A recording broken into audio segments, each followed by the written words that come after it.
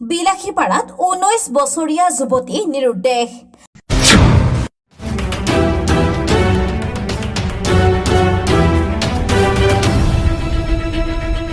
যোৱাকালি বুধবাৰৰ দিনা বিয়লিৰ ভাগত তাৰং কৈমাৰী গাঁৱৰ মেহেৰ আলীৰ ছোৱালী পাৰ্মিনা ইয়াছমিন নিৰুদ্দেশ হৈ আছে। উক্ত ঘটনাৰ সন্দৰ্ভত পাৰ্মিনা ইয়াছমিনৰ পিতৃ বিলাসীপাৰা আৰক্ষী নিৱেশত এখন গোচৰ ৰুজু কৰি আহিছে। কোনো সদাশয় ব্যক্তিয়ে যদি সন্ধান পায় তেন্তে 8876133254 আৰু 9395286069 নম্বৰত যোগাযোগ কৰিবলৈ পৰিয়ালৰ লোকসকলে অনুৰোধ জনাইছে। আহক পৰিয়ালৰ লোকসকলে কি কৈছে আপোনালোকে শুনক। News desk report, top news Assam.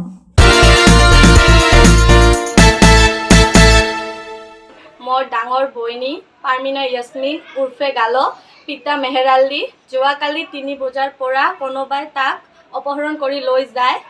যদি কোনোবা সদাশয় ব্যক্তিয়ে দেখা পায় তেন্তে 8876133254 এই নম্বৰত যোগাযোগ কৰিবলৈ অনুৰোধ জনাইছোঁ। এই ঘটনা সম্বন্ধে কৰিব আজিয়ে কৰিব। হয়, আজি কৰিম। ঠিক আছে। ঘটনাটা হ'ল কালি ৰাতিপুৱা বিকালে 3টা মানত মোৰ ঘৰৰ পৰা ছোৱালীজনী কোনোবা অপহৰণ কৰি লৈ গৈছে। আপোনাৰ ছোৱালীৰ নাম কি আছিল? মোৰ ছোৱালীৰ নাম মিছ পাৰ্মিনা খাতুন, বয়স 19 বছৰ। এতিয়ালৈকে আপোনাৰ ছোৱালী অনুসন্ধান পাইছে নে নাই? এতিয়ালৈকে অনুসন্ধান পোৱা নাই। আপুনি ঘটনা যিটো হৈছে এইটো সময়ত বিলাসীপাৰা আৰক্ষী থানাত গোচৰ কৰিছে নেকি? গোচৰ কৰা নাই,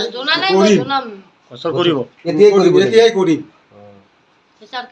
আৰু যিটো আপুনি কি দাবী কৰি আছে, কোনোবা যদি মোৰ ছোৱালীজনক দেখা পায় মই অনুৰোধ কৰিছোঁ মোৰ ছোৱালী